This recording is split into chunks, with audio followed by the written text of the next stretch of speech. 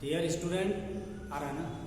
Dear student, आज हम पढ़ेंगे नागरिक शास्त्र भाग 2 का चैप्टर 2, जिसमें हम पढ़ रहे हैं चुनाव से संबंधित प्रक्रियाओं के बारे में कि कैसे चुनाव की प्रक्रिया बदलते रहे हैं।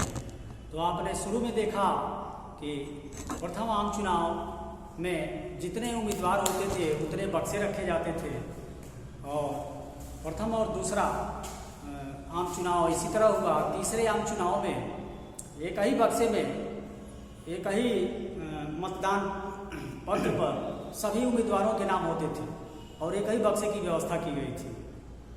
लेकिन उसके बाद धीरे धीरे परिस्थितियां बदलती गईं और एक नया इलेक्ट्रॉनिक वोटिंग मशीन ईवीएम आ गया। ये बैटरी से संचालित होता है और इसमें बैलेट पत्र की ज़रूरत नहीं पड़ती है। ये एक स्वचालित बैटरी से चलने वाला यंत्र है, जिसमें एक कंट्रोल यूनिट होता है और एक बैलेट यूनिट होता है। बैलेट यूनिट पर सभी मतदाताओं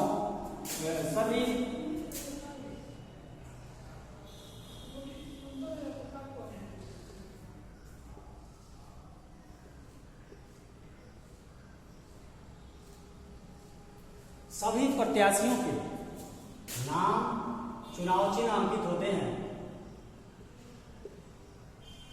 और ये संख्या में 16 होगा। 16 प्रत्याशियों के नाम इस पर चुनाव चिन्ह अंकित होते हैं। मतदाता जब एंट्री करता है तो उसे इससे एक और मशीन जुड़ी होती है,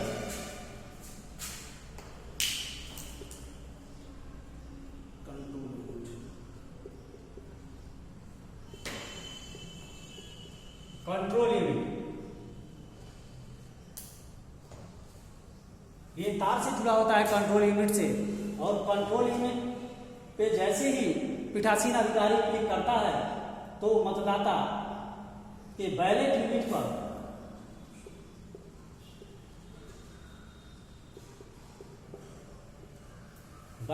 यूनिट पर वो नीले कलर की रोशनी होती है, बत्ती जल जाती है, और मतदाता जैसे ही जिस प्रत्याशी को अपना मत देना चाहता है उसके सामने अपना वो बटन में दबाता है और 15 सेकेंड तक बीप की आवाज़ होती है और उसका वोट पड़ जाता है।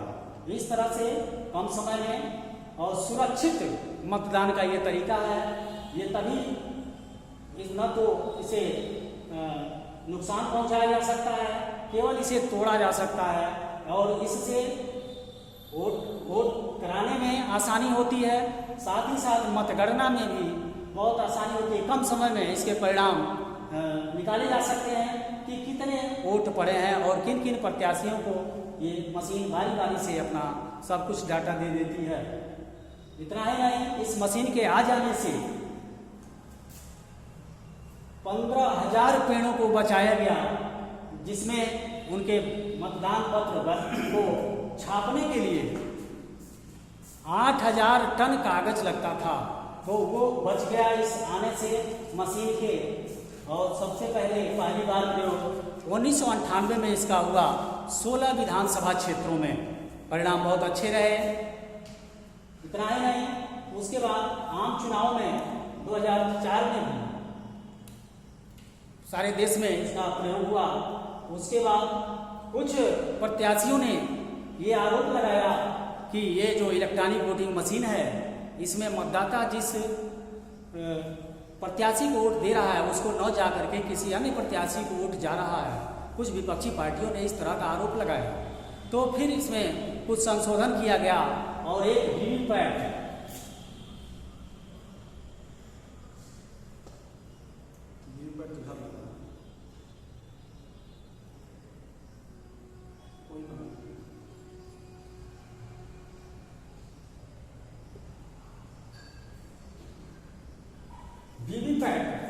कंट्रोल यूनिट और बैलेट यूनिट के बीच में जोड़ा गया। इसका काम है voter verified paper audit trail. ये मशीन जो है वोट का सत्यापन करती है कि मतदाता जिस प्रत्याशी को वोट दे रहा है ये उसी को जा रहा है कि नहीं। उसके सामने ये तुरंत जो है ये दिखाता है, एक पर्ची कट के गिरती है और जिस प्रत्याशी को मतदाता वोट कर रहा है उसको स्पष्ट 7 सेकंड दिखाई देता है वो पर्ची कि हमने जिसको वोट दिया उसको जा रहा है कि नहीं। उसके बाद पर्ची कट के उसी में गिर जाती है।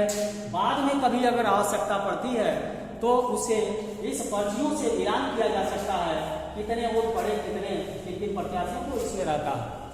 तो अगर मशीन बताती है कि फला प्रत्याशी को इतने वोट, तो इसे गिना जा सकता है अगर संदेह होने पर, ऐसे नहीं। लेकिन जब संदेह होने पर वीवीपैट को खोल करके उन पर्चियों को गिना जा सकता है। इससे वेरीफाई हो सकता है वोटर के मत के सत्यापन का।